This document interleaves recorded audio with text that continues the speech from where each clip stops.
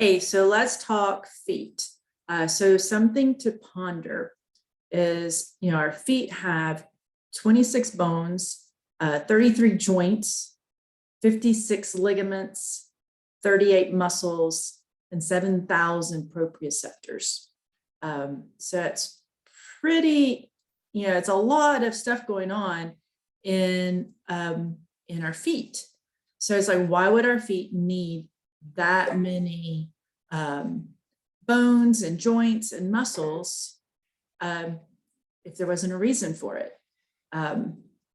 So, then we put them in shoes and we kind of cut off that ability to really use the bones and the muscles and all of those sensories on our feet for good. And so shoes we'll go into a little later, but we ask questions a lot of times or think as we age that it might be too late to start working on our feet.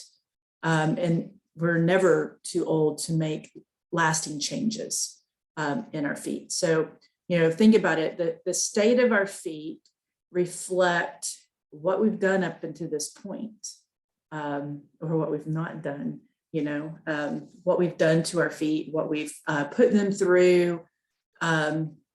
So our feet problems can speak volumes about what the future status is going to be, or maybe even our current status of our knees and our hips and our back, our ability to walk for exercise, or even just walk in general, and our ability to age with grace and ease and be mobile. Because, if we have a lot of things going on in our feet, sometimes it makes it very hard to be mobile because we're in so much pain, or because they've created so many other things going on in the body that it makes it challenging and we're not able to age with grace and ease.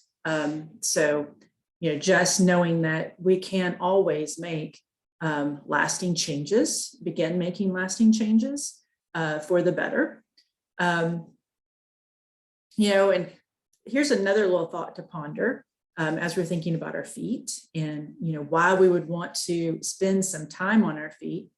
But, the anatomy of our feet shows us, as we've already talked about, that there's a potential for our feet to be as mobile and dexterous as our fingers.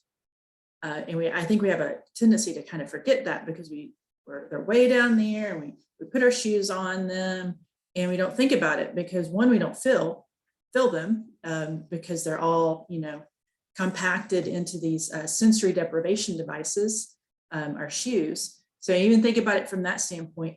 If we put, say, mittens on our hands and wore the mittens around all the time, we always kind of think about that. Donnie and I've talked about that, to where, if we put mittens on our hands and then we tried to play the piano or do something, how that would hinder things. But what if, because I think we sometimes just think about that from a standpoint of just putting the mitten on for a short period of time and, I can't play the piano or I can't do these things with mittens on. But think about if you wore mittens on your hands as often as you wear shoes on the feet, how that would change your hands and numerous other, areas of the body. Our hands would then be to where they would start mobilizing to this position, and would make it to where it'd be much harder, to move our fingers over time. We would start losing the proprioceptive points on our hands, because that's touch is a big important thing. And so if we're wearing something on them all the time, we're not going to be able to feel what's going on. So, just like our hands, we would lose that feeling over time if we kept something on them all the time. Same thing goes with our feet. So just starting to get ourselves out of our shoes when we can, and moving around, whether it's just in the house, to start getting that sensation back in the feet, start getting that toe spread that, back in the feet. A little exercise that you could try at home that will give you a lot of feedback is just checking your foot and how it fits into your shoe and how constricted it feels in your shoe when you put your shoe on, because it shouldn't.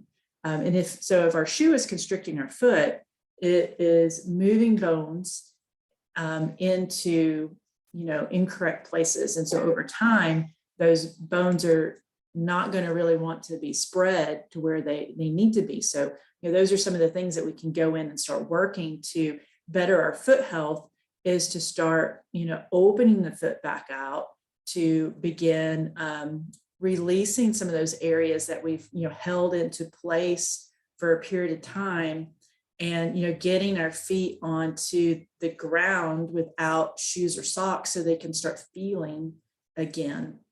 So those are just some simple, basic things that we could begin doing, on top of a plethora of other things. But, understanding that fact, like I say, I think sometimes we forget about it because the feet are way down there, and we don't think about it until they start hurting or they start giving us trouble.